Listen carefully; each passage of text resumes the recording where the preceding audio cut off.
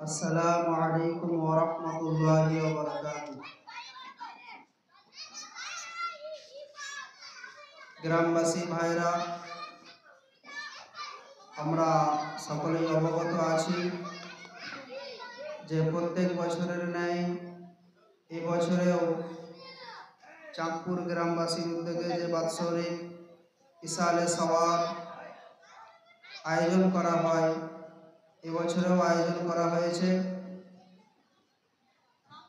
এবং আমাদের জলসার কাজ শুরু হয়ে গিয়েছে। তাই এখন পর্যন্ত আমরা যারা এদিকে ওদিকে ঘোরাফেরা করছি, আমরা এদিকে ওদিকে ঘোরাফেরা করে অযথা সময় নষ্ট না করে আমরা পবিত্র দ্বীনি মজলিসে এসে উপস্থিত হয়ে যাই। আমি কিছুক্ষণ অল্প সময় আলোচনা করব, তারপর আপনাদের আমন্ত্রিত বক্তাগণ একে একে আসবেন এবং কোরআন ও হাদিস থেকে মূল্যবান ওয়াজ ও নসিহত করবেন। তাই আপনারা যারা এদিকে ওদিকে ঘোরাফেরা করে সময় নষ্ট করছেন, অযথা এদিকে ওদিকে ঘোরাফেরা করে সময় নষ্ট না করে পবিত্র মজলিসে এসে উপস্থিত হয়ে যান। আউযু বিল্লাহি মিনাশ শাইতানির রাজীম।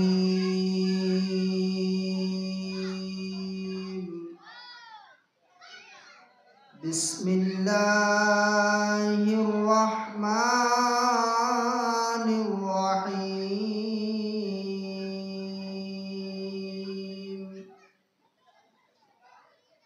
আলহামদুলিল্লাহি রাব্বিল আলামিন। আর রাহমানির রাহিম। মালিকি ইয়াউমিদ্দিন। ইয়্যাকা না'বুদু ওয়া ইয়্যাকা নাস্তাঈন। ইহদিনাস সিরাতাল মুস্তাকিম। সিরাতাল লাযীনা আন'আমতা আলাইহিম গায়রিল মাগযুবি আলাইহিম ওয়ালাদ-দাল্লিন। সকলে বলি আমিন। আলহামদুলিল্লাহ আলহামদুলিল্লাহ নাহমাদুহু ওয়া নাস্তাঈনুহু ওয়া নাস্তাগফিরুহু ওয়া নু'মিনু বিহি ওয়া নাতাওয়াক্কালু আলাইহি ওয়া নাউযু বিল্লাহি মিন শুরুরি আনফুসিনা ওয়া মিন সাইয়্যাতি আ'মালিনা। মান ইয়াহদিল্লাহু ফালা মুদিল্লা লাহু ওয়া মান ইউদ্লিলহু ফালা হাদিয়া লাহু। আশহাদু আল লা ইলাহা ইল্লাল্লাহু ওয়াহদাহু লা শারীকা লাহু ওয়া আশহাদু আন্না সাইয়্যিদানা ওয়া হাবিবানা ওয়া তাবিবানা ওয়া তাবিবা কলবিনা ওয়া মাওলানা মুহাম্মাদান আবদুহু ওয়া রাসূলুহু। ওয়া ক্বালা আল্লাহু তাআলা ফি কালামিহিল মাজিদ ওয়াল ফুরকানিহিল হামিদ। قد أفلح المؤمنون الذين هم في صلاتهم خاشعون. وقال الله تعالى في كلامه المجيد وفي شان حبيبه: إن الله وملائكته يصلون على النبي يا أيها الذين آمنوا صلوا عليه وسلموا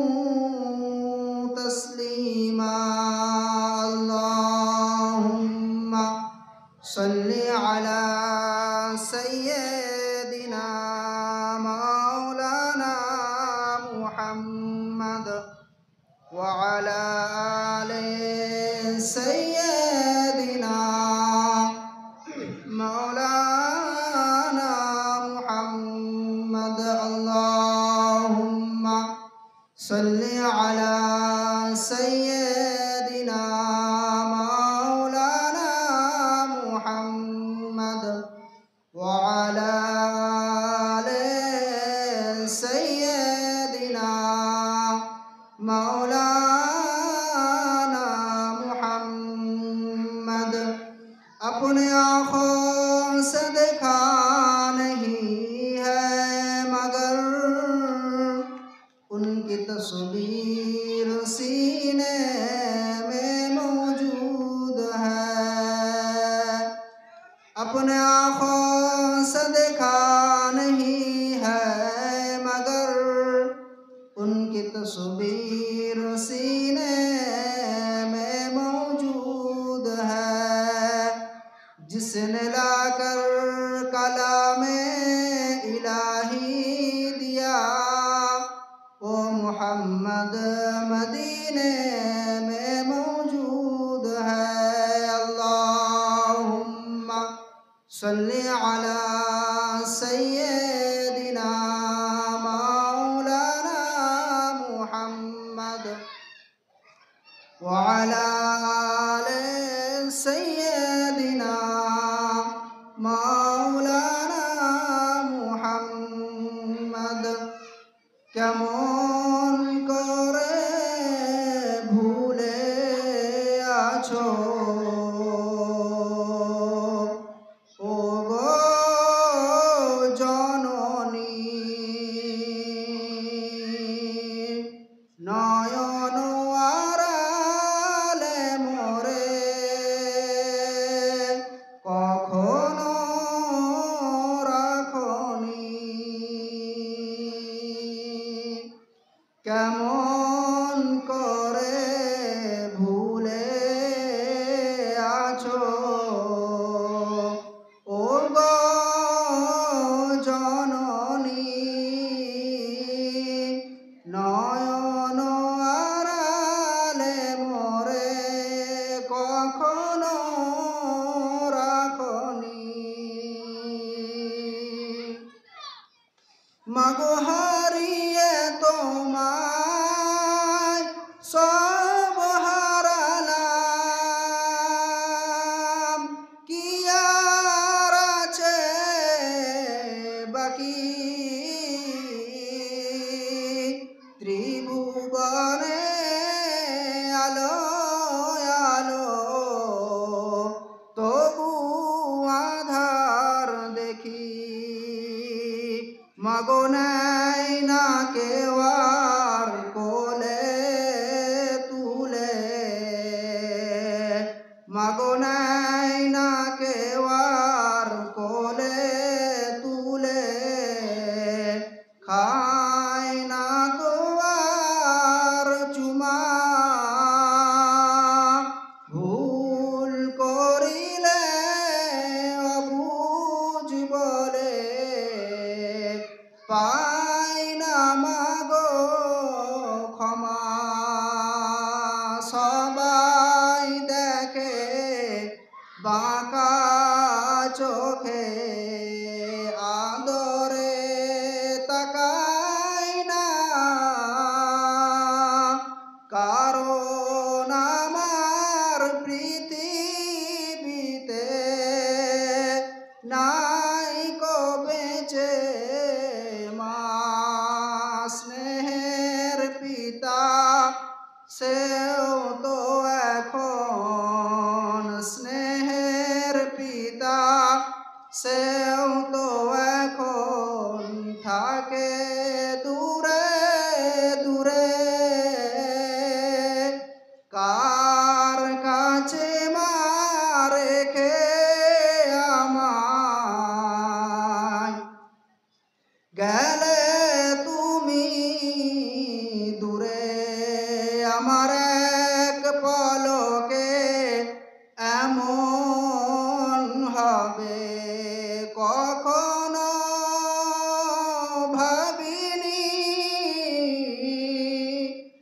আমার এক পলকে এমন হবে কখনো ভাবিনি,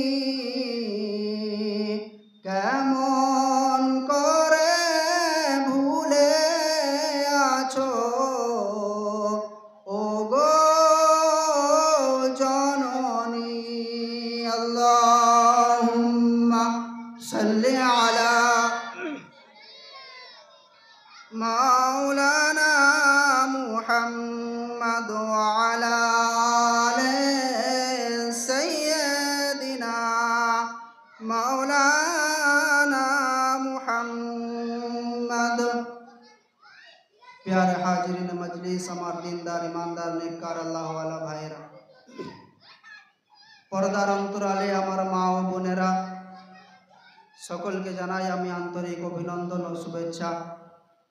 সমস্ত প্রশংসা, সমস্ত গুণগান, গুণকীর্তন সেই মহান রব্বুল আলামিনের জন্য, যিনি মহিয়ান, গরিয়ান, এক, অদ্বিতীয়, যিনি এই সমগ্র বিশ্বজাহানের সৃষ্টিকর্তা এবং পালনকর্তা, যিনি আমাকে আপনাকে সৃষ্টির সেরা মখলুক মানুষ করে দুনিয়ায় পাঠিয়েছেন এবং মানুষদের মধ্য থেকে সর্বশ্রেষ্ঠ জাতি মুসলমান করেছেন এবং শ্রেষ্ঠ নবী হযরত মুহাম্মদ মুস্তাফা সাল্লাল্লাহু আলাইহি ওয়াসাল্লামের উম্মত করেছেন এবং দুনিয়ার মধ্যে শ্রেষ্ঠ কিতাব আল কুরআনের মতো কিতাব আমাকে আপনাকে দিয়েছেন।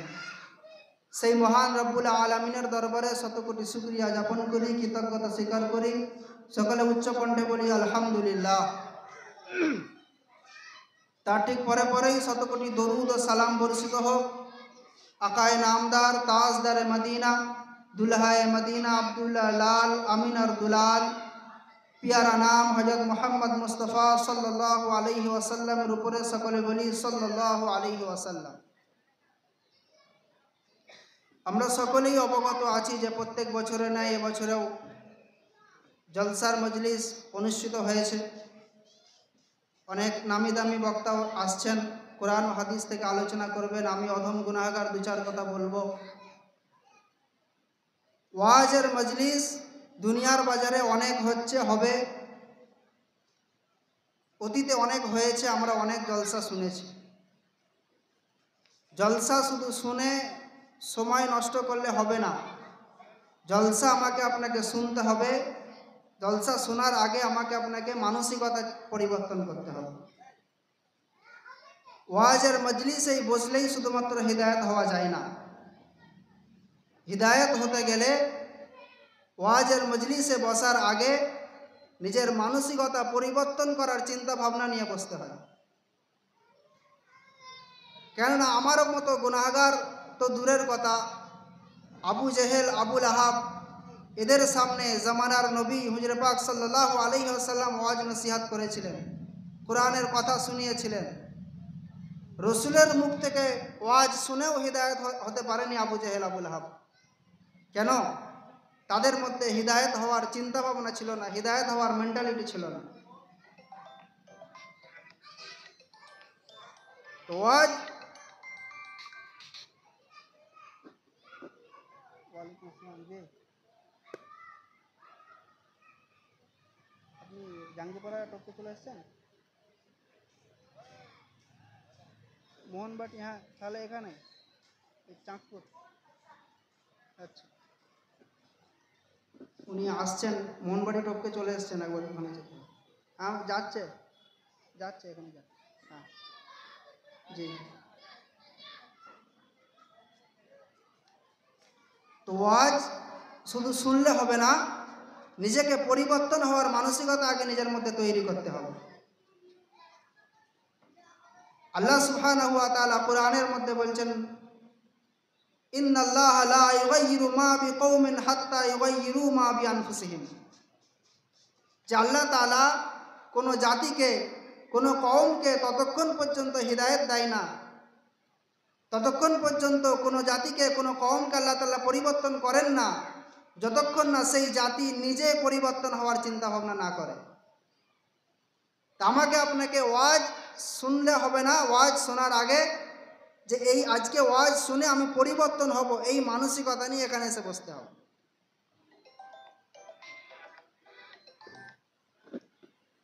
হ্যাঁ বলো, কোথায় মোহনবাটি তোকে ঢুকে পড়েছ?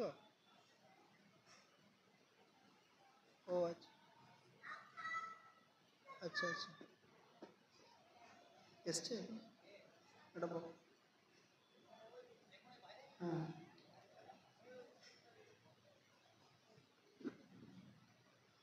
তো ওয়াজ শোনার আগে আমাকে আপনাকে পরিবর্তন হওয়ার মানসিকতা নিয়ে ওয়াজের মজলিসে বসতে হবে। কিতাবের মধ্যে এসছে যে বলছে যে দিনের মজলিসে বসার আগে আমার আপনার পুরো বডিটাকে কান কান বানিয়ে বসতে হবে, আর নিজের কানটাকে হৃদয় বানিয়ে বসতে হবে, অন্তর বানিয়ে বসতে হবে। হৃদয়ের কান দিয়ে আমি আপনি যখন শুনবো, সেই কথাটা আমার আপনার উপরে কি করবে? এফেক্ট ফেলবে। তবে সেই কথার প্রভাব তবে আমার আপনার উপরে আসবে। তো যাই হোক, আল্লাহ সুবহানাহু ওয়া তাআলা আমাদেরকে দুনিয়ায় পাঠিয়েছেন। আল্লাহ তাআলা আমরা যে মুসলমান, আমাদের মুসলমানের একটি মৌলিক বিষয় হচ্ছে মৌলিক ঈমান। ঈমান যে আছে, ঈমানের মৌলিক একটি বিষয় হচ্ছে ওয়াল বাসি বাদাল মাউত, যে মরণের পর আমাকে আপনাকে পুনরায় আল্লাহর সামনে হাজিরা হতে হবে, আমাকে আপনাকে পুনরায় জীবিত করা হবে। মরণের পর আমাকে আপনাকে পুনরায় জীবিত করা হবে এবং আল্লাহর সামনে হাজির করা হবে। পৃথিবীর বুকে যত ধর্ম আছে বা যত দল, যত মত, যত পথ থাকুক না কেন, বিভিন্ন বিষয়ের ওপরে মতবিরোধ থাকতে পারে, কিন্তু মৃত্যু এমন একটা বিষয় যার মধ্যে কোনো ধর্ম, কোনো দল, কোনো মত, কোনো পথের কোনো মতবিরোধ নেই। সকলে এক বাক্যে এটা মেনে নিয়েছে যে হ্যাঁ, মানুষের মৃত্যু হবে, তাই তো নাকি? মৃত্যু নিয়ে কোনোদিন মতবিরোধ কারোর মধ্যে শুনেছেন যে না মৃত্যু হবে না, মওত হবে না? কেউ বলেছে? কেউ বলেন। তাহলে আমাকে আপনাকে মরতে হবে। মরণের পর আমাকে আপনাকে আল্লাহর সামনে কিয়ামতের দিনে দাঁড়াতে হবে হিসাবের জন্য। দুনিয়াতে আমাদের মুসলমানের মধ্যে মাযহাবি, লা মাযহাবি, হানাফি, ওয়াহাবি, দেওবন্দি, ফুরফুরা, তবলিগ, আহলে হাদিস, যত দল মত পথ আছে, এটা হচ্ছে দুনিয়ার আমাদের মাঝে দলমত পথ আছে, কিন্তু আল্লাহর কাছে দল হচ্ছে দুটো। কটা? আল্লাহর কাছে দল হচ্ছে দুটো, একটা হচ্ছে জান্নাতীদের দল আর একটা হচ্ছে জাহান্নামীদের দল। তা আমরা এখানে যারা আছি, আমরা এখানে কেউ জান্নাতে যেতে চাই না এরকম কেউ আছি নাকি? আমরা সকলেই জান্নাতে যেতে চাই। তো জান্নাতে আমরা যদি যেতে চাই, আচ্ছা জান্নাতের মালিক কে? সকলকে একটু উত্তর দিতে হবে। জান্নাতের মালিক কে? আল্লাহ। জান্নাতের মালিক যেমন আল্লাহ, তা আমাকে আপনাকে আগে দেখতে হবে যে আল্লাহ তাআলা কাদেরকে জান্নাত দেবেন বলেছেন। যেমন মনে করুন, আপনারা চাঁদপুর মসজিদে একটা ইমাম নিয়োগ করবেন। আপনারা বললেন যে আমরা একটা ইমাম নেব, তো আমাদের ইমাম যে হওয়ার জন্য আসবে তাকে হাফেজ হতে হবে, মৌলানা হতে হবে। আপনারা একটা শর্ত দিলেন যে এই কোয়ালিফিকেশন থাকতে হবে, এই ক্যাটাগরি হতে হবে, তবে আমরা তাকে নিয়োগ দেব। এখন নিয়োগ যেহেতু আপনারা নিজে দেবেন, তাহলে আপনাদের কোয়ালিফিকেশনটা, চয়েসটা কাদের হবে? আপনাদেরই হবে, তাই তো নাকি? তো জান্নাত যেহেতু আল্লাহর, জান্নাতের মালিক যেহেতু আল্লাহ, তো আল্লাহ তাআলা কাকে জান্নাত দেবেন সেই ক্যাটাগরিটা আল্লাহ তাআলাই ঠিক করবেন, তাই তো নাকি? তো আল্লাহ তাআলা কাদেরকে বলেছেন যে জান্নাত আমি তাদেরকে দেব, আমরা যদি কোরআন খুলে দেখি তো আমরা দেখতে পাবো। আমি একটা একটা করে আপনাদেরকে বলবো জান্নাতীদের কয়েকটা গুণ। কোরআন শরীফের পারা নাম্বার 18, সূরার নাম সূরা মুমিনুন। আল্লাহ তাআলা এই সূরার মধ্যে জান্নাতীদের 7 থেকে 8টা গুণাগুণ বর্ণনা করেছেন। আমি ইনশাআল্লাহ যতক্ষণ পারবো সময়ের মধ্যে পুরোপুরি শেষ করার চেষ্টা করব। আমি একটা একটা করে বলবো। আমার আপনার যেটা ডিউটি সেটা হচ্ছে আমার আপনার সাথে একটু মেলানো, যে আল্লাহ তাআলা যাদেরকে জান্নাতি বলেছেন আমি আপনি সেই ক্যাটাগরির মধ্যে পড়ছি কিনা। আল্লাহ তাআলা যাদেরকে জান্নাতি বলে ঘোষণা দিয়েছেন যে এদেরকে আমি জান্নাত দেবো, এদেরকে আমি জান্নাতের মালিক বানাবো, সেই ক্যাটাগরির মধ্যে আমি আপনি পড়ছি কিনা সেই কোয়ালিফিকেশন আমি আপনি অর্জন করতে পেরেছি কিনা বা অর্জন করতে পারছি কিনা বা অর্জন করার জন্য কতটুকু মেহনত করছি, কতটুকু পরিশ্রম করছি, একটু শুধু বসে বসে আপনারা আত্মসমীক্ষা করবেন। ভাইরা আমার, দোস্তরা আমার, কোরআন শরীফের পারা নম্বর 18, সূরার নাম সূরা মুমিনুন। আল্লাহ তাআলা বলছেন, কদ আফলাহাল মুমিনুন আল্লাযীনা হুম ফি সলাতিহিম খাশিউন। ওরে আমার বান্দারা, শুনে রেখে দে, জেনে রেখে দে, আমি আল্লাহ তোদেরকে জানিয়ে দিচ্ছি, আমি আল্লাহ তোদেরকে বলে দিই, আমি আল্লাহ কাদেরকে জান্নাত দেব। আল্লাহ তাআলা মুমিনদের যে গুণাগুণ বর্ণনা করলেন, 1 নম্বর গুণ বর্ণনা করলেন কদ আফলাহাল মুমিনুন। জেনে নে, শুনে নে, নিশ্চয়ই নিশ্চয়ই সফল হয়েছে মুমিন বান্দারা, সফল হয়েছে। কারা সফল হয়েছে? মুমিন বান্দারা সফল হয়েছে। মুমিন বান্দাদের সফলতা হচ্ছে একটাই, কি? মুমিন বান্দাদের সফল হওয়ার উদ্দেশ্য একটাই, কি? জান্নাত। কি বলুন? জান্নাত। মুমিনদের সফলতা একটাই, সেটা হচ্ছে জান্নাত, জান্নাত লাভ করা, আল্লাহ তাআলাকে রাজি খুশি করা এবং জান্নাত লাভ করা। আল্লাহ তাআলা প্রথম যে গুণাগুণ বর্ণনা করলেন, জান্নাতের মালিক কারা হবে, জান্নাতে কারা প্রবেশ করবেন, আল্লাহ তাআলা বলেন কদ আফলাহাল মুমিনুন, মুমিন বান্দারা সফল হয়ে গিয়েছে।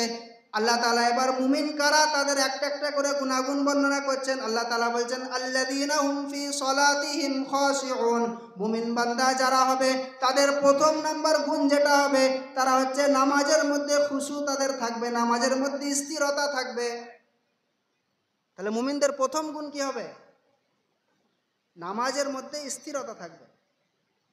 আজকে 98% মুসলমান তো নামাজই পড়ে না, আবার নামাজের মধ্যে স্থিরতা কোথায় থাকে? কোনো একজন কবি লিখেছেন যে কুছ লোক নামাজ সে গাফিল হ্যায় আর কুছ লোক নামাজ মে গাফিল হ্যায়, কুছ লোক নামাজ সে গাফিল হ্যায় আর কুছ লোক নামাজ মে গাফিল হ্যায়।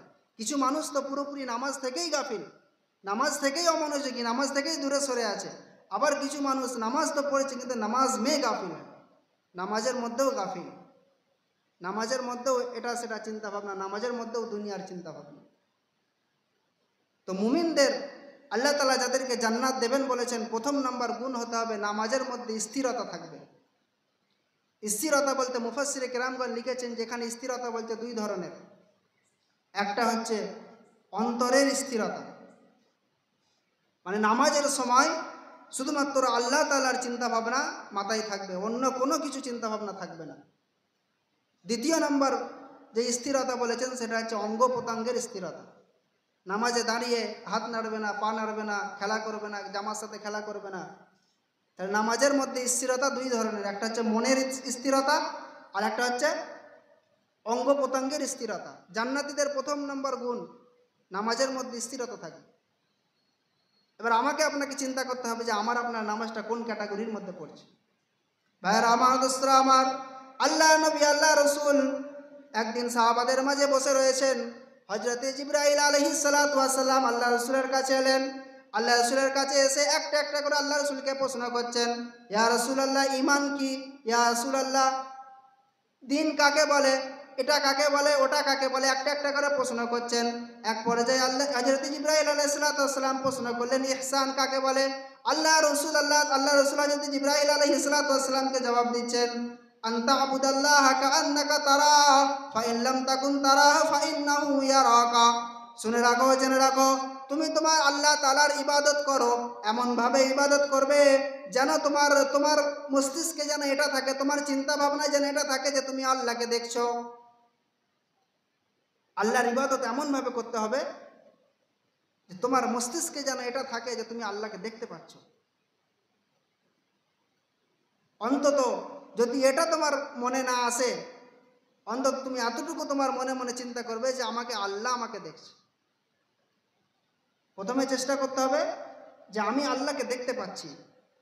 মনে করুন একটা বড় কারখানায় যদি ম্যানেজার যদি বসে থাকে, সেখানে কর্মচারীরা ফাঁকি দিতে পারবে নাকি কর্মচারীদের ফাঁকি দেওয়ার সাহস হবে? সাহস হবে কারোর? কারোর সাহস হবে না। এখন তো আরো সহজ যে মালিক কারখানায় সিসি ক্যামেরা লাগিয়ে দিয়ে বাড়িতে বসে বসে ফোনে দেখছে কর্মচারীরা কি করছে না করছে, কাজ করছে না ফাঁকি দিচ্ছে, না চুরি করছে না কি করছে, দেখছে কিনা। এখন তো সিসি ক্যামেরা সব জায়গায়, আমরা তো সকলেই জানি। কিন্তু আল্লাহ তাআলার সিসি ক্যামেরা গোটা দুনিয়ার লাগানো রয়েছে, আমাদের সেই চিন্তা নেই। তাহলে আমাকে আপনাকে আল্লাহর ইবাদত করতে হবে,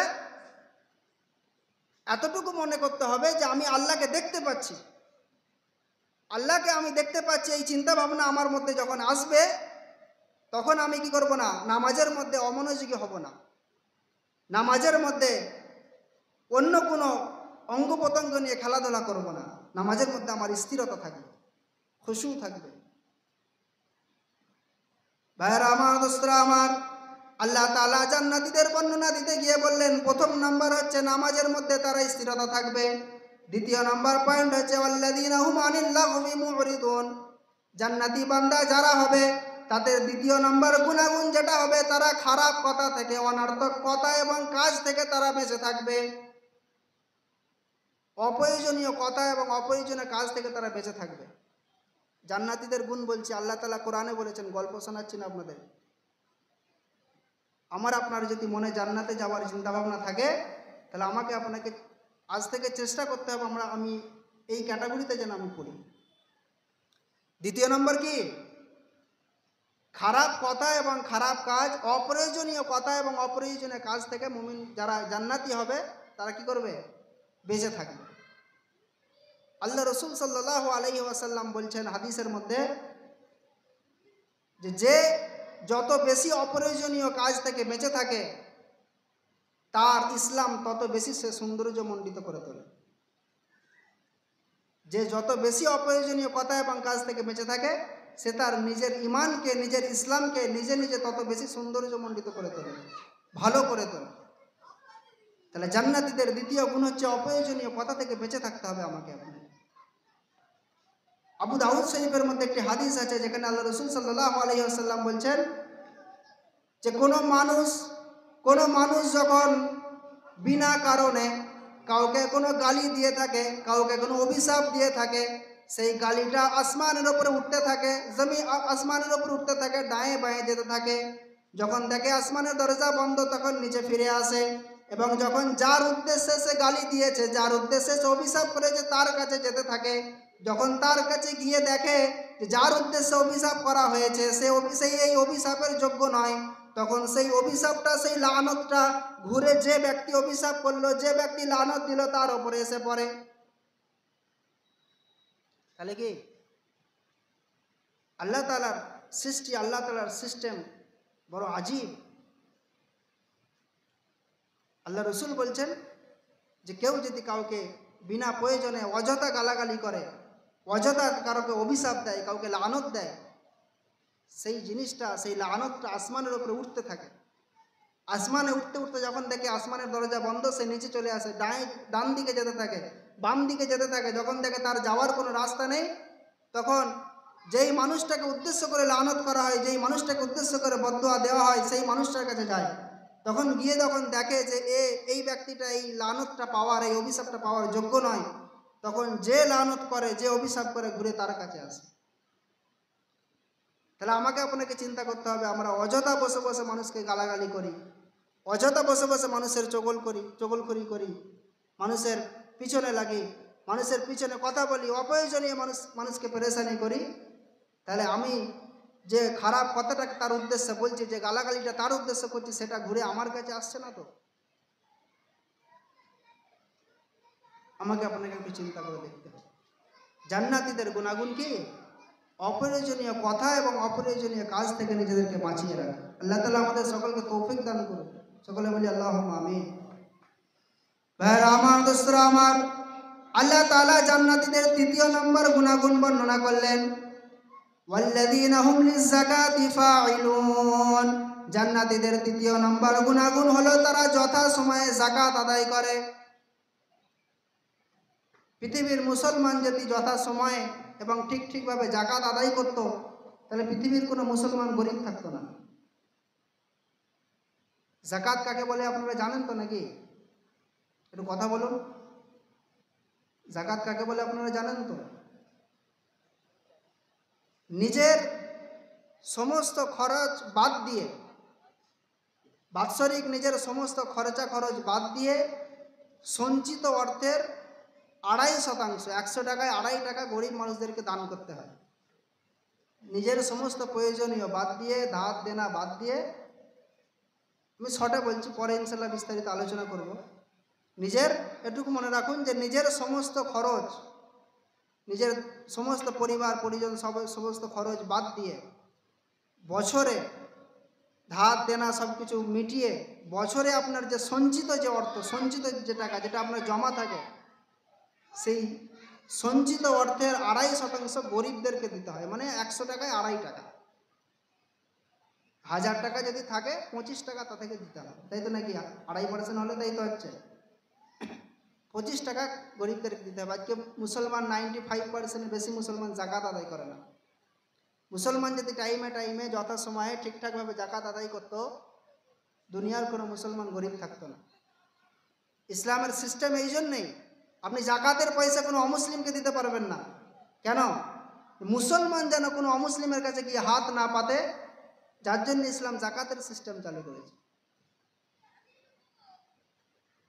ভাইরা আমার, দোস্তরা আমার, যে কটা পয়েন্ট আমি বললাম, প্রথম নম্বর হচ্ছে নামাজের মধ্যে স্থিরতা থাকবে। দ্বিতীয় নম্বর হচ্ছে তারা খারাপ কথা এবং অপ্রয়োজনীয় কাজ থেকে নিজেকে বাঁচিয়ে রাখবে। তৃতীয় নম্বর হচ্ছে তারা যথাসময়ে যাকাত আদায় করবে। আল্লাহ তাআলা 3টে গুণ বললেন জান্নাতীদের। আল্লাহ তাআলা 4র্থ নম্বর গুণ বলছেন ওয়াল্লাযীনা হুম লিফুরুজিহিম হাফিজুন। আর মুমিন বান্দা হবে তারা, জান্নাতি বান্দা হবে তারা, যারা নিজেদের যৌনাঙ্গটাকে, যারা নিজেদের যৌবনটাকে যথা জায়গায় আদায় করবে এবং যৌবনের হেফাজত করবে। যৌবনটাকে এখানে সেখানে অযথা ব্যয় করবে না। ইল্লা আলা আজওয়াজিহিম আও মা মালাকাত আইমানুহুম ফাইন্নাহুম গায়রু মালুমিন। তারা তাদের নিজের যৌন ক্রিয়াটা, যৌন কাজটা সেখানেই করবে যেখানে আল্লাহ তাআলা তাকে বৈধতা দিয়েছে, অর্থাৎ নিজের স্ত্রীর সাথে ব্যবহার করবে, অন্য কোনো জায়গায় ব্যবহার করবে না। অথবা নিজের অধীনস্থ দাসীর সাথে ব্যবহার করবে, অন্য কোনো জায়গায় ব্যবহার করবে না। আগেকারের যুগে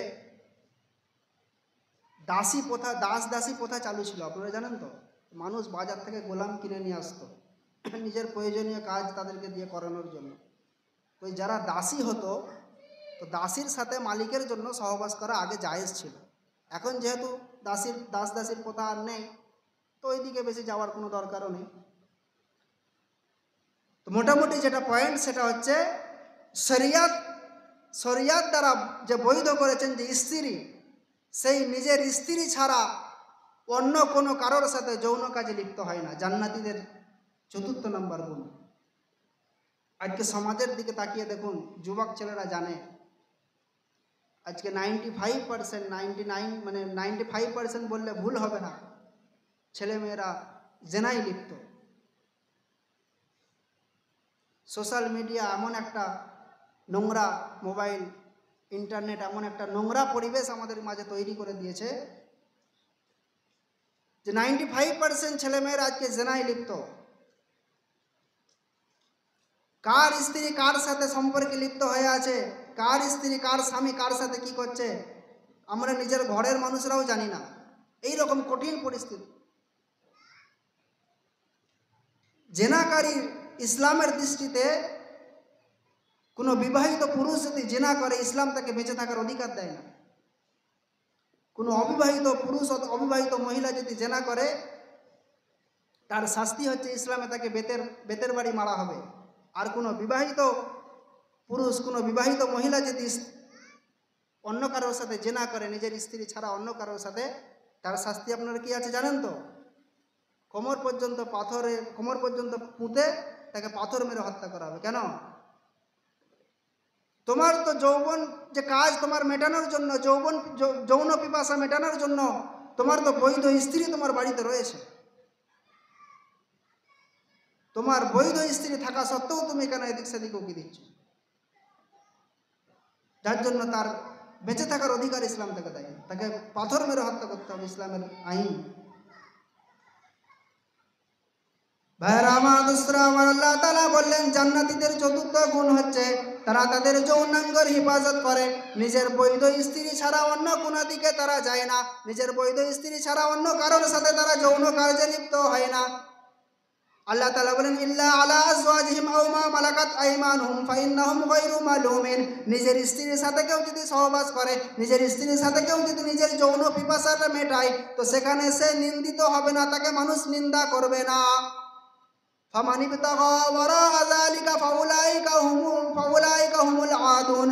আর এর বাইরে যদি কেউ চলে যায়, অর্থাৎ নিজের বিবাহিত স্ত্রী রেখে, নিজের বৈধ স্ত্রী রেখে যদি অন্য কারোর সাথে যৌন কাজে লিপ্ত হয়, নিজের বৈধ স্ত্রীকে ছেড়ে যদি অন্য কারোর সাথে, অন্য কোনো মহিলার সাথে, অন্য কোনো ছেলের সাথে বা অন্য কোনো মাধ্যমে যদি যৌন পিপাসা মেটাতে চায়, তো তারা হবে সীমালঙ্ঘনকারী এবং তারা আল্লাহর আযাবের মধ্যে গ্রেফতার হবে।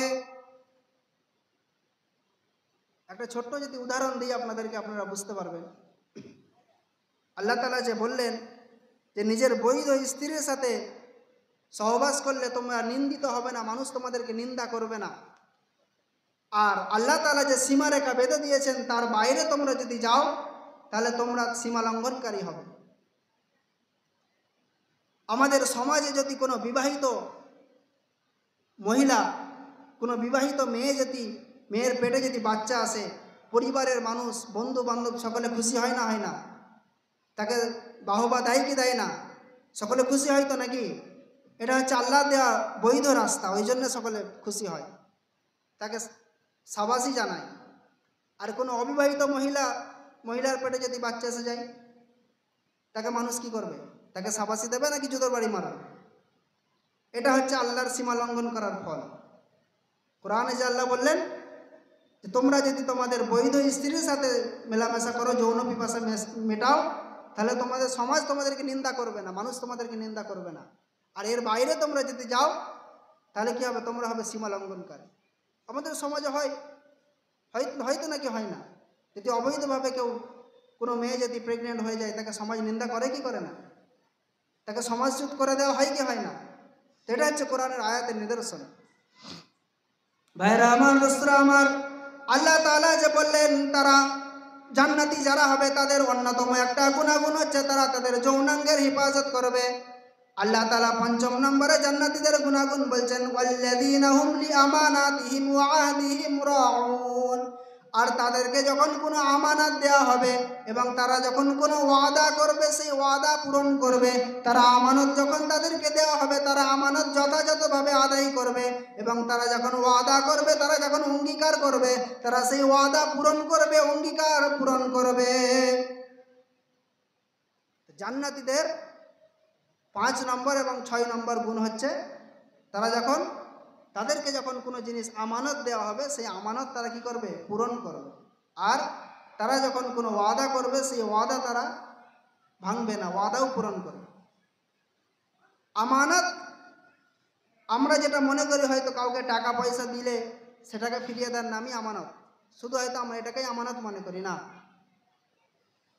আমানত যেমন মালের আমানত হয়, তেমন কথারও আমানত হয়। আমি আপনাকে একটা মাল দিলাম, কোনো একটা জিনিস দিলাম, যে ভাই এই জিনিসটা আমি তোমার কাছে আমানত রাখছি, আমি তোমার কাছ থেকে 6 মাস পর, 1 বছর পর ফিরিয়ে নেব। আমি সেটাকে যথাযথভাবে তার যত্ন করে আমি আপনাকে ফিরিয়ে দিলাম, এটাও যেমন আমানত। আবার আমি আপনাকে আমার ব্যক্তিগত জীবনের একটা গোপন কথা আপনাকে বললাম, আপনি সেই কথাটাকেও কাউকে বললেন না, চাপা রাখলেন, এটাও হচ্ছে আমানত। আমানত মানে শুধু মালের আমানত নয়, আমানত যেমন মালেরও হয়, টাকা পয়সারও হয়, আমানত তেমন কথারও হয়। বুঝতে পারছেন কিছু না বুঝতে পারছেন না? আমার ওয়াজ বুঝে আসছে তো নাকি? ভাইরা আমার, দোস্তরা আমার, তাহলে আল্লাহ তাআলা ৫ম নম্বর এবং ৬ষ্ঠ নম্বরে যে গুণাগুণ বললেন জান্নাতীদের, যে তাদেরকে যখন কোনো আমানত দেওয়া হবে, তারা সেই আমানতের খিয়ানত করবে না। তারা যখন কোনো ওয়াদা করবে, তারা সেই ওয়াদার খিলাফ করবে না, তারা অঙ্গীকার যথাযথভাবে পালন করবে। আমানত তো হলো, এবার হচ্ছে ওয়াদা। ওয়াদা যেমন মানুষের সাথে ওয়াদা হয়, আমি কাউকে কোনো কথা দিলাম, আপনি কাউকে কোনো কথা দিলেন, ওয়াদা করলেন, সেটা রাখলেন। আবার মুমিন বান্দাদের সাথে আল্লাহ তাআলার একটা ওয়াদা আছে। আল্লাহ তাআলা কি আছে? রুহের জগতে আমি আপনি যখন ছিলাম, কি হিন্দু, কি মুসলিম, কি জৈন, কি খ্রিস্টান, সমস্ত মানব জাতিকে সামনে রেখে আল্লাহ তাআলা প্রশ্ন করেছিলেন, আলাস্তু বিরাব্বিকুম, সমস্ত মানব জাতি উত্তর দিয়েছিল কলু বালা, আমরা সকলে বলেছিলাম হ্যাঁ। রুহের জগতে আমরা যখন ছিলাম, পৃথিবীর শুরু থেকে শেষ পর্যন্ত সমস্ত মানুষ যে কোনো ধর্মের হোক না কেন, আল্লাহ তাআলা প্রশ্ন করেছিলেন যে আমি কি তোমাদের প্রভু নয়? সমস্ত রূহ উত্তর দিয়েছিল বালা, হ্যাঁ আপনি আমাদের রব। আল্লাহ তাআলার সাথে আমাদের ওয়াদা রয়েছে, বিশেষ করে আমার আপনার মতো মুমিন মুসলমান বান্দাদের আমাদের ওয়াদা রয়েছে, আমরা আল্লাহ তাআলার ইবাদত করব। আল্লাহ তাআলা যখন যেটা হুকুম দিয়েছেন সেটা করব। আল্লাহ তাআলা যখন আমাকে আপনাকে যেটা থেকে নিষেধ করেছেন, যেটা থেকে দূরে থাকতে বলেছেন, আমি আপনি সেই নিষেধাজ্ঞাটা মেনে চলব। এটা আমার আপনার সাথে আল্লাহ তাআলার একটা অঙ্গীকার হয়ে আছে, এটা আমার আপনার সাথে আল্লাহ তাআলার একটা ওয়াদা হয়ে রয়েছে। আল্লাহ তাআলা কোরআনের মধ্যে জানাচ্ছেন মা আতাকুমুর রাসূলু ফাখুযুহু ওয়া মা নাহাকুম আনহু ফান্তাহু। ওরে আমার বান্দারা শুনে রাখ, রাসূল তোদেরকে যেটা দিয়েছে তোরা সেটাকে আঁকড়ে ধর। রাসূল তোদেরকে যেটা জায়েজ বলে দিয়েছে সেটা তোরা আঁকড়ে ধর। রাসূল তোদের জন্য যেটা হালাল করেছে সেটা তোরা আঁকড়ে ধর। আর রাসূল তোদের জন্য যেটাকে নাজায়েজ করেছেন ওয়া মা নাহাকুম আনহু ফান্তাহু, আর রাসূল যেটা তোদের জন্য নাজায়েজ করেছেন, রাসূল যেটা তোদেরকে বলেছেন যেটা নাজায়েজ, রাসূল যেটা বলেছেন এটা হারাম, রাসূল যেটা তোমাদের জন্য এটা বলেছেন এটা অবৈধ, তোমরা সেটা থেকে দূরে থাকো। আল্লাহর সাথে বান্দার ওয়াদা যে আপনি আমার রব, আপনি আমার প্রভু। রবের প্রত্যেকটা হুকুম আমি আপনি পালন করব, এটা হচ্ছে আমার সাথে আমার আপনার সাথে আল্লাহর সাথে ওয়াদা, চুক্তি হয়েছে। এবার আমি আপনি এখানে বসে চিন্তা করি যে আল্লাহর সাথে যে আমার চুক্তি হয়েছে, আল্লাহকে আমি যে ওয়াদা দিয়েছি যে তুমি আমার আল্লাহ, আপনি আমার রব, তো রবের কতটা হুকুম পালন করছি। কেননা ওয়াদা রক্ষা করা, অঙ্গীকার রক্ষা করা হচ্ছে জান্নাতীদের গুণ। কাদের গুণ? কাদের গুণ বলুন? জান্নাতীদের গুণ। এ কথা কে বলেছেন? আল্লাহ বলেছেন কোরআন। এতক্ষণ যা শোনাচ্ছি আমি গল্প শোনাচ্ছি নাকি কোরআন থেকে শোনাচ্ছি? কোরআন থেকে শোনাচ্ছি। আপনারা দরকার হয় আমি সূরার নাম বলে দিয়েছি, পারা নাম্বার বলে দিয়েছি, দরকার হয় আপনারা গিয়ে মিলিয়ে দেখে নেবেন যদি বাড়িতে বাংলা কোরআন থাকে। ভাইরা আমার, দোস্তরা আমার, তো আল্লাহ তাআলা জানিয়ে দিলেন জান্নাতি বান্দা যারা হবে তারা নিজেদের ওয়াদা রক্ষা করবে, তারা অঙ্গীকার রক্ষা করবে। আল্লাহ তাআলা 7 নম্বরে জান্নাতীদের একটা গুণ বর্ণনা করছেন, ওয়াল্লাযীনা হুম আলা সালাওয়াতিহিম ইউহাফিজুন। আর মুমিন বান্দাদের 7 নম্বর গুণ হচ্ছে তারা তাদের নামাজের হিফাজত করবে, নামাজ যথাসময়ে নামাজ আদায় করবে। শুরুতে বলেছিল, শুরুতে কি ছিল? আল্লাযীনা হুম ফি সালাতিহিম খাশিউন। আর আল্লাহ তাআলা জান্নাতীদের গুণাগুণ বর্ণনা করে শেষ করছেন কি? ওয়াল্লাযীনা হুম আলা সালাওয়াতিহিম ইউহাফিজুন। যে জান্নাতি যারা হবে তারা নামাজের প্রতি যত্নবান হবে, নামাজ যত সময়ে আদায় করবে, মুস্তাহাব ওয়াক্তের মধ্যে নামাজ আদায় করবে। জোহরের নামাজ জোহরের টাইমেই আদায় করবে, আসরের নামাজ আসরের টাইমেই আদায় করবে। আসরের নামাজটাকে ঘরে বসে বসে কাজা করে মাগরিবের সময় এসে কাজা পড়বে না। জান্নাতীদের গুণ। কাদের গুণ? ভাইরা আমার, দোস্তরা আমার, আল্লাহ তাআলা কোরআনের মধ্যে জান্নাতীদের অসংখ্য জায়গায় গুণাগুণ বর্ণনা করেছেন। জান্নাতীদের আল্লাহ তাআলা অনেক গুণাগুণ বর্ণনা করেছেন। সূরা মুমিনুনের মধ্যে আল্লাহ তাআলা 7টি গুণ বর্ণনা করেছেন। আল্লাহ তাআলা আরো অন্য জায়গায় বলেছেন, ইন্নাল্লাযীনা আমানু ওয়া আমিলুস সালিহাতি উলাইকা হুম খায়রুল বারিয়া। যারা ঈমান এনেছে, ঈমান আনার পরে যারা নেক কাজ করেছে তারা হচ্ছে দুনিয়ার মধ্যে সর্বোৎকৃষ্ট জামাত, তারা হচ্ছে দুনিয়ার মধ্যে সর্বোৎকৃষ্ট দল। একবার জোরে বলুন না সুবহানাল্লাহ। যারা ঈমান এনেছে, ঈমান আনার পর নেক কাজ করেছে, নেক কাজ। এই পয়েন্টটা ভালো করে মনে রাখবেন। আল্লাহ তাআলা বেশি কাজ বলেননি, আল্লাহ তাআলা বলেছেন নেক কাজ, ভালো কাজ, ভালো আমল, বেশি আমল নয়, ভালো আমল। আমাকে আপনাকে জীবনে চেষ্টা করতে হবে যতটুকু আমল করব ততটুকু যেন ভালোভাবে করতে পারি।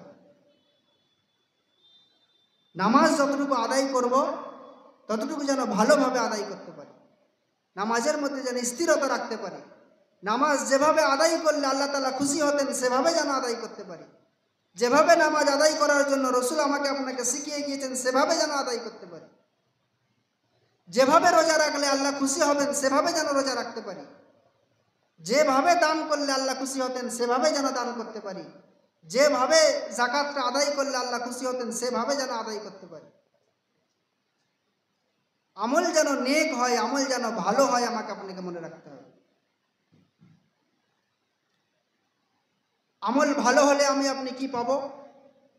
আল্লাহ তাআলা কি বললেন? যে উলাইকা হুম খায়রুল বারিয়া, দুনিয়ার মধ্যে তারাই হচ্ছে সর্বোত্তম জাতি, সর্বোত্তম দল। উত্তম দলের পুরস্কার কি আল্লাহ তাআলা এবার বলছেন? আল্লাহ তাআলা বলছেন জাযাউহুম ইনদা রাব্বিহিম জান্নাতু আদনিন তাজরি মিন তাহতিহাল আনহারু খালিদিনা ফিহা আবাদা। আল্লাহ তাআলা জানিয়ে দিলেন পবিত্র কোরআনের মধ্যে পারা নম্বর 30, আল্লাহ তাআলা জানাচ্ছেন যে যারা উত্তম দল, উত্তম দল হলো তারা যারা ঈমান এনেছে, ঈমান আনার পরে যারা নেক কাজ করেছে। নেক কাজের করলে আমি আপনি বদলা কি পাবো? নেক কাজের বদলা আমি আপনি কি পাবো? রেজাল্ট কি পাবো? আল্লাহ তাআলা বলছেন যারা নেক কাজ করবে জাযাউহুম ইনদা রাব্বিহিম, তাদের বদলা তাদের রবের কাছে আছে। তাদের বদলাটা কি? জাযাউহুম ইনদা রাব্বিহিম জান্নাতু আদনিন তাজরি মিন তাহতিহাল আনহার। তাদের বদলাটা হচ্ছে আল্লাহ তাআলার পক্ষ থেকে তাদেরকে একটা জান্নাত দেওয়া হবে। জান্নাত, সেই জান্নাতের গুণাগুণ এমন হবে যে সেই জান্নাতের নিচ দিয়ে আল্লাহ তাআলা ঝর্ণা প্রবাহিত করবেন, সেই জান্নাতের নিচ দিয়ে আল্লাহ তাআলা নদী প্রবাহিত করবেন। এমন একটা দুনিয়ার বাজারে দেখবেন যত পার্ক আছে, পার্ক যেখানে মানুষ ঘুরতে যায়, এনজয় করতে যায় বিভিন্ন ওকেশনে, বিভিন্ন অনুষ্ঠানে, বেশিরভাগ পার্ক দেখবেন হয় কোনো নদীর পাড়ে, বা নদীর পাড়ে নাও হলেও অন্তত পার্কের ভিতরে ছোট ছোট ডোবা জাতীয় বা ছোট ছোট খাল জাতীয় কাটা আছে। কেন? এখানে হাওয়া বইছে, সেখানে আপনি আপনার প্রিয় মানুষের সাথে বসে আছেন, তার মেহসুস, তার এহসাসটা একটা আলাদা, তার ফিলিংসটা একটা আলাদা। তো জান্নাতীদেরকে আল্লাহ তাআলা জান্নাত দেবেন, সেখানে ঝর্ণা বইবে, সেখানে ঝর্ণা বইবে, ঝর্ণার পানি কুলকুল করে আওয়াজ হবে, সেখানে হাওয়া বইবে, আল্লাহর জান্নাতের হাওয়া ঠান্ডা ঠান্ডা বইবে। আপনি আপনার প্রিয়জনের সাথে হুর নিয়ে আপনি বসে থাকবেন। তার এহসাসটা একটা আলাদা। আল্লাহ তাআলা বললেন যারা নেক কাজ করেছে তাদেরকে আমি কি দেবো? জান্নাত দেবো। জান্নাত, এমন জান্নাত তাজরি মিন তাহতিহাল আনহার, তার নিচে দিয়ে কি হবে? ঝর্ণা প্রবাহিত হবে। খালিদিনা ফিহা আবাদা, এবং আমি তাদেরকে এমন জান্নাত দেবো, তারা যখন জান্নাতে প্রবেশ করে যাবে, তারা যখন জান্নাতে চলে যাবে, জান্নাতীরা যখন জান্নাতে চলে যাবে, জান্নাতে যাওয়ার পর তাদের আর কোনোদিন মৃত্যু হবে না। খালিদিনা ফিহা আবাদা, তারা সেখানে চিরদিন তারা সেখানে থাকবে, চিরস্থায়ীভাবে তারা সেখানে থাকবে।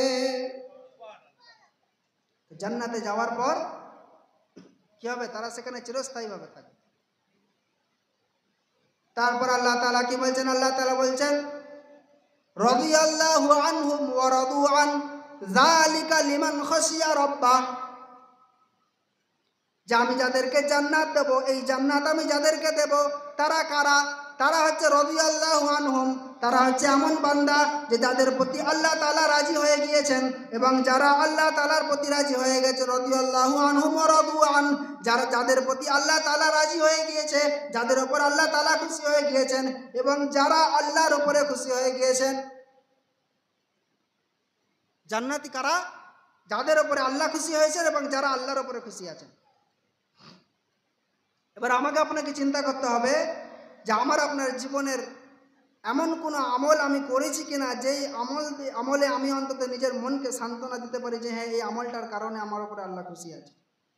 এমন কোনো কাজ আজ পর্যন্ত করতে পেরেছি? বুকে হাত দিয়ে একটু নিজেরা চিন্তা করলেই বুঝতে পারবো। আল্লাহ রসুল সাল্লাল্লাহু আলাইহি ওয়াসাল্লাম এমন একটা যুগে দুনিয়াতে এসেছিলেন যেখানে মানুষ জ্যান্ত নিজের কন্যা সন্তানকে পুঁতে দিত, মানুষের সাথে বংশ পরম্পরা যুদ্ধ চলতে থাকতো, শত্রুতা বংশ পরম্পরা চলতেই থাকতো। এমনকি মানুষ মৃত্যুর সময় তার সন্তানদেরকে ওসিয়াত করে যেত, উপদেশ দিয়ে যেত যে অমুক ব্যক্তি তোমার দাদাকে হত্যা করেছে, অমুক ব্যক্তি তোমার বাপকে হত্যা করেছে, অমুক ব্যক্তি তোমার ভাইকে হত্যা করেছে, সুতরাং তুমি যতদিন বাঁচবে ততদিন ওই ব্যক্তির হত্যার প্রতিশোধ তুমি নেবে। তার ছেলেকে ওসিয়াত করে যেত।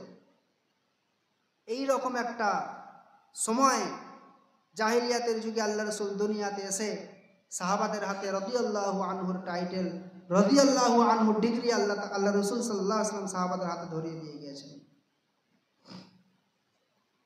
আল্লাহ তাআলা কাদের উপরে খুশি হয়েছেন এবং আল্লাহ তাআলার উপরে কারা খুশি হয়েছেন? আল্লাহ তাআলা বলেন যালিকা লিমান খাশিয়া রাব্বা, এই সমস্ত গুণাগুণ, এই সমস্ত পুরস্কারগুলো হলো তাদের জন্য যারা নিজের রবকে ভয় করে। লিমান খাশিয়া রাব্বা, এই সমস্ত গুণাগুণগুলো, এই সমস্ত পুরস্কারগুলো আমি আল্লাহ তাআলা তাদের জন্যই রেখেছি যারা তার রবকে ভয় করে, যারা তার প্রভুকে ভয় করে, যারা আল্লাহকে ভয় করে, যারা সকাল থেকে সন্ধ্যা পর্যন্ত, সন্ধ্যা থেকে সকাল পর্যন্ত আল্লাহর ভয়ে দিন কাটায়। যারা কি করে? সকাল থেকে সন্ধ্যা পর্যন্ত আল্লাহর ভয়ে কাটায়।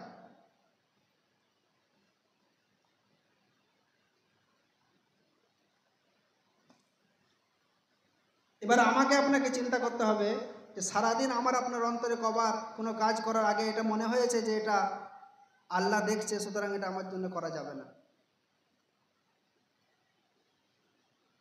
বা কোনো কাজ করার আগে আমার আপনার কবার মনে হয়েছে যে এই কাজটা আল্লাহ তাআলা আমার জন্য বৈধ করেননি, আল্লাহ তাআলা আমার জন্য জায়েজ করেননি, সুতরাং এই কাজটা করা যাবে না। কতবার আমার আপনার মনে হয়েছে এটা আমাকে আপনাকে চিন্তা করতে হবে। জান্নাত কেমন হবে, জান্নাতে কারা যাবে তো শুনলেন। এবার জান্নাতে কারা যাবে, জান্নাতে যেতে গেলে কি করতে হবে, সেইটা যে গুণাগুণ আপনাদেরকে বললাম, সেই গুণাগুণ থেকে চিন্তা করতে হবে যে এই যে 7টা গুণ বললাম, 7টা গুণের মধ্যে আমার মধ্যে কটা গুণ আছে। আমি যে প্রথমে যে কথা বলেছিলাম যে আপনারা যদি মনে করেন যে মসজিদে ইমাম নিয়োগ দেবো, আপনারা যদি বলেন যে আমরা ইমাম নিয়োগ দেবো, সুতরাং আমাদের একজন হাফেজ এবং মৌলানা হতে হবে, তো সেই ডিগ্রি, সেই ক্যাটাগরির মধ্যে যদি না পড়ে আপনারা কাউকে নিয়োগ দেবেন? আপনি জোরে সোরে উত্তর দেন, দেবেন কি? ভাইরা আমার, দোস্তরা আমার, আপনি যেমন যেই শর্ত রাখবেন যে আমার মসজিদে ইমামতি করতে গেলে, আমাদের গ্রামের মসজিদে ইমামতি করতে গেলে এই ডিগ্রি থাকতে হবে, তবে আমি তোমাকে ইমাম হিসাবে নিয়োগ দেব, তা না হলে দেব না। তেমন আল্লাহ তাআলা গুণাগুণ বলে দিয়েছেন কোরআনে। ওরে আমার বান্দারা শুনে রেখে দে, তোরা যদি জান্নাতি হতে চাস, তোরা যদি জান্নাতে আসতে চাস, তোরা যদি জান্নাতে আসতে চাস, তাহলে তোদেরকে আমি এই গুণাগুণগুলো বলে দিচ্ছি। তোদেরকে যে 7টা গুণাগুণ আমি বলে দিলাম, এই গুণাগুণ যদি তোরা নিজেদের মধ্যে আনতে পারিস, এই ক্যাটাগরির মধ্যে তোরা যদি নিজেরা আসতে পারিস, এই কোয়ালিফিকেশন তোরা যদি অর্জন করতে পারিস, এই যোগ্যতা যদি তোরা অর্জন করতে পারিস, আল্লাহ তাআলা বলছেন উলাইকা হুমুল ওয়ারিসুন, তারা হলো জান্নাতের ওয়ারিস, তারা হলো জান্নাতের অধিকারী। আল্লাযীনা ইয়ারিসুনাল ফিরদাউস, আর যারা জান্নাতুল ফিরদাউসের অধিকারী হয়ে যায়, হুম ফিহা খালিদুন, তারা চিরজীবন, তারা চিরস্থায়ীভাবে সেখানে বসবাস করে। তাহলে আল্লাহ তাআলা বললেন যে 7টা গুণ মনে আছে তো, না এখনই বলে গিয়েছেন? 1 নম্বর কি? নামাজের মধ্যে স্থিরতা, নামাজের মধ্যে স্থিরতা, মনের স্থিরতা এবং অঙ্গ প্রত্যঙ্গের স্থিরতা। 2 নম্বর, অপ্রয়োজনীয় কথা এবং অপ্রয়োজনীয় কাজ থেকে বেঁচে থাকা। জান্নাতীদের গুণ 7টা গুণে নেন। 2 নম্বর, অপ্রয়োজনীয় কথা এবং অপ্রয়োজনীয় কাজ থেকে নিজেকে বাঁচিয়ে রাখা। 3 নম্বর, যথাসময়ে যাকাত আদায় করা, যথাসময়ে যাকাত আদায় করা। 4 নম্বর, নিজের যৌনাঙ্গের হেফাজত করা, নিজের যৌনাঙ্গের হেফাজত করা। 5 নম্বর, আমানতের খেয়ানত না করা। আমানত যেমন মালের আমানত, আবার কথার আমানত। কেউ যদি আপনাকে মালের আমানত দেয়, সেটারও যেমন হেফাজত করা, আবার কেউ যদি আপনাকে কথার আমানত দেয়, মানে কোনো গোপন কথা, ব্যক্তিগত কথা যদি বলে, সেটাকেও অন্যের কাছে প্রকাশ না করা, আমানতের হেফাজত করা। 6 নম্বর, ওয়াদা রক্ষা করা। ওয়াদা রক্ষা যেমন বান্দার সাথে দুনিয়ায় করা, তেমন আল্লাহর সাথে যে ওয়াদা হয়ে আছে সেই ওয়াদাও রক্ষা করা। 7 নম্বর, যথা সময়ে নামাজ আদায় করা। তাহলে বেশি করে গুরুত্ব আল্লাহ তাআলা কার উপরে দিলেন? 7টা গুণের মধ্যে 2টো গুণ নামাজ কেন্দ্রিক। 2টো গুণ কি কেন্দ্রিক? নামাজ কেন্দ্রিক। তাহলে নামাজ ছাড়া, তাহলে কি বোঝা গেল এর মধ্যে থেকে? কি বুঝলেন? যে নামাজ ছাড়া কোনো মুসলমান জান্নাতে যেতে পারবে? নামাজ ছাড়া কোনো মুসলমান জান্নাতে যেতে পারবে না। এটা আমি আমার কথা বলছি না, আমার ওপরে রাগ করে কিছু লাভ হবে না। রাগ যদি করতে হয় তাহলে আল্লাহর উপরে করুন, কেন? আমি তো কোরআন থেকে বলছি, আমি তো নিজের গল্প বলছি না। অনেক সময় কোনো ইমাম সাহেব, আমি আপনাদের ইমাম সাহেব বলে বলছি না যে আপনারা আমার ওপর এরকম করেন, অনেক জায়গায় হয় যে মসজিদের কমিটি যদি সেক্রেটারি যদি বেনামাজি হয়, বা মসজিদের কমিটি যদি সেক্রেটারি যদি সুদখোর হয়, মসজিদের কমিটি যদি সেক্রেটারি যদি বিড়িখোর হয়, তো ইমাম সাহেব যদি মসজিদে বা জলসায় নামাজ নিয়ে কোনো ওয়াজ নসিহত করে, সুদ নিয়ে কোনো ওয়াজ নসিহত করে, কথা বলে, বিড়িখোরের বিরুদ্ধে যদি কোনো কথা বলে, সেই ইমাম সাহেবকে তাড়িয়ে দেয়। আচ্ছা, সে রাগটা কার ওপরে করলো? ইমাম সাহেবের ওপরে করলো? ইমাম সাহেব কি নিজের মন থেকে কথা বললো নাকি কোরআন থেকে কথা বললো? তা আমার ওপরে রাগ করে তো এখানে কিছু লাভ হবে না। আমি বলছি না যে আপনারা রাগ করছেন, যদিও করে থাকেন, আমার ওপরে রাগ করে তো কিছু হবে না। আমি তো কোরআন শুনিয়েছি আপনাকে। আমার কাজ হচ্ছে আপনার সামনে আয়না ধরা, এবার আয়না দেখে আপনাকে নিজের বডিটাকে ঠিক করাটা আপনার দায়িত্ব। এখন আয়নায় আপনি আপনার বডি যদি দেখি, আপনার বডি দেখে যদি আপনি নিজেই রাগান্বিত হয়, আপনি যদি রেগে যান, সেখানে আমার কি করার আছে? তাই তো নাকি? তো ওয়াজ, আগেই বলেছি, ওয়াজ শুনতে হবে, নিজেকে পরিবর্তন হওয়ার মানসিকতা নিয়ে ওয়াজ শুনতে হবে। ওয়াজের মজলিসে বসলেই যদি হিদায়ত পাওয়া যেত, তাহলে আবু জেহেল আবু লাহাব অনেক আগেই হিদায়ত পেয়ে যেত। ওয়াজ শুনতে হবে, আবু বাকারওয়ালা কান নিয়ে আমাকে আপনাকে এখানে এসে বসতে হবে। ওয়াজ শোনার জন্য আমাকে আপনাকে উমরওয়ালা কান নিয়ে এসে বসতে হবে। ওয়াজ শোনার জন্য আমাকে আপনাকে উসমানওয়ালা কান নিয়ে বসতে হবে। ওয়াজ শোনার জন্য আমাকে আপনাকে হযরত আলী রাদিয়াল্লাহু আনহুম ওয়ালা কান নিয়ে বসতে হবে। কারণ আবু বকরের সামনে আল্লাহ রসুল রোজ ওয়াজ করেননি, হযরত উসমানের সামনে আল্লাহ রসুল রোজ ওয়াজ করেননি, বা উসমান হিদায়ত হওয়ার জন্য আল্লাহ রসুলের রোজ ওয়াজ শোনেননি। আবু বকর আল্লাহ রসুলের একদিন ওয়াজ শুনে হেদায়েত হয়েছেন। হযরত ওমর আল্লাহ রসুলের একটি ওয়াজ শুনে হেদায়েত হয়েছেন। হযরত উসমান আল্লাহ রসুলের একটি ওয়াজ শুনে হেদায়েত হয়েছেন। হযরত আলী আল্লাহ রসুলের একটি ওয়াজ শুনে হেদায়েত হয়েছেন। সাহাবায়ে কেরাম আল্লাহ রসুলের একটি ওয়াজ শুনে হেদায়েত হয়েছেন। আবু জেহেল আবু লাহাব সারা জীবন আল্লাহ রসুলের ওয়াজ শুনেছেন, এমনকি মক্কার জমিনে হারামাইনের সামনে বসে ওয়াজ শুনেছেন, কাবার সামনে বসে ওয়াজ শুনেছে, কিন্তু তারা হিদায়েত হতে পারেনি। কেন হিদায়েত হতে পারেনি? তারা নিজেদের মধ্যে হিদায়েত হওয়ার চিন্তা ভাবনা তৈরি করেনি, নিজেদের মধ্যে হিদায়েত হওয়ার মেন্টালিটি তৈরি করেনি। আল্লাহ তাআলা কোরআনে জানাচ্ছেন, ইন্নাল্লাহা লা ইউগাইয়িরু মা বিকওমিন হাত্তা ইউগাইয়িরু মা বিআনফুসিহিম। আমি আল্লাহ কোনো কওমকে, আমি আল্লাহ কোনো জাতিকে, আমি আল্লাহ কোনো দলকে ততক্ষণ পর্যন্ত হিদায়েত করি না, আমি আল্লাহ কোনো দলকে ততক্ষণ পর্যন্ত সিধে রাস্তা দেখাই না, যতক্ষণ পর্যন্ত না সেই দল নিজে হিদায়েত হওয়ার চেষ্টা করে, যতক্ষণ না সেই দলের মধ্যে, যতক্ষণ না মানুষের মধ্যে নিজে হিদায়েত হওয়ার মেন্টালিটি না তৈরি হয়, ততক্ষণ পর্যন্ত আমি আল্লাহ কখনো সেই জাতিকে আমি হিদায়েত করি না। তাহলে আমাকে আপনাকে হিদায়েত হতে গেলে শুধু ওয়াজ শুনলে হবে না। হিদায়েত হওয়ার জন্য আমাকে আপনাকে ওয়াজ শোনার মানসিকতা নিয়ে এসে বসতে হবে। কি করতে হবে বলুন? আমার ওয়াজ তো আপনারা প্রত্যেক সপ্তাহেই শুনছেন, নতুন নতুন বক্তা আসবেন, ওনাদের ওয়াজ শুনবেন। তো শোনার আগে আমাকে আপনাকে যে জিনিসটার উপরে জোর দিতে হবে, সেটা হচ্ছে আমাকে আপনাকে ওয়াজ শুনতে গেলে আগে নিজেকে পরিবর্তন করার মানসিকতা নিয়ে এসে ওয়াজ শুনতে হবে। নিজেকে পরিবর্তন করব এই চিন্তা ভাবনা নিয়ে এসে এখানে এসে বসতে হবে। ভাইরা আমার, দোস্তরা আমার, আল্লাহ তাআলা যে 7টা গুণ বর্ণনা করলেন কোরআনের মধ্যে, আল্লাহ তাআলা এই 7টা গুণ বর্ণনা করার পর আল্লাহ তাআলা বলছেন, উলাইকা হুমুল ওয়ারিসুন, আর তারা হলো উত্তরাধিকারী, তারাই হলো মালিক হবে জান্নাতের। উলাইকা হুমুল ওয়ারিসুন, কিসের ওয়ারিস হবে, কিসের মালিক হবে? আল্লাযীনা ইয়ারিসুনাল ফিরদাউস, তারা হলো জান্নাতের ওয়ারিস হবে, জান্নাতের মালিক হবে। আর যারা জান্নাতের মালিক হবে, জান্নাতের ওয়ারিস হবে, হুম ফিহা খালিদুন, তারা সেখানে চিরদিন, তারা সেখানে চিরস্থায়ীভাবে বসবাস করবে। পরবর্তী বক্তা এসে গেছে, তো আমি আপনাদের সম্মুখে যে টপিক রেখেছিলাম, আল্লাহর ফজলে আমি সেই টপিক মোটামুটিভাবে কমপ্লিট করতে পেরেছি। যেটুকু বললাম আপনারা বুঝতে পেরেছেন তো নাকি বুঝতে পারেন? জি, বুঝতে পেরেছেন তো? আল্লাহ পাক আমাদের সকলকে বেশি বেশি করে আমল করার তৌফিক দান করুন। সকলে বলি আল্লাহুম্মা আমিন। আমাদের সকলকে আল্লাহ তাআলা দ্বীন ও শরিয়ত বুঝে আমল করা তৌফিক দান করুক। সকলে বলি আল্লাহুম্মা আমিন। একবার তাকবীর ধ্বনি দেন। নারে তাকবীর, নারে তাকবীর, নারে তাকবীর। আলহামদুলিল্লাহ, আমাদের পরবর্তী বক্তা জনাব মৌলানা মোল্লা জালালউদ্দিন সাহেব উনি আমাদের মাঝে এসে উপস্থিত হয়েছেন। তো এখনো পর্যন্ত আমরা যারা এদিকে ওদিকে ঘোরাফেরা করছি এবং অযথা সময় নষ্ট করছি, আমরা এদিকে ওদিকে ঘোরাফেরা করে সময় নষ্ট না করে আমরা দ্রুত মজলিসে এসে উপস্থিত হয়ে যাই।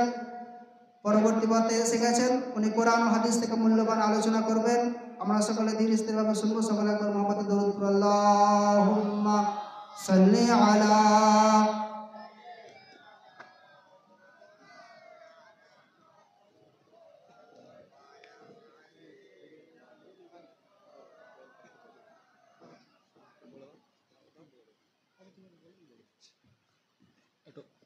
মাইক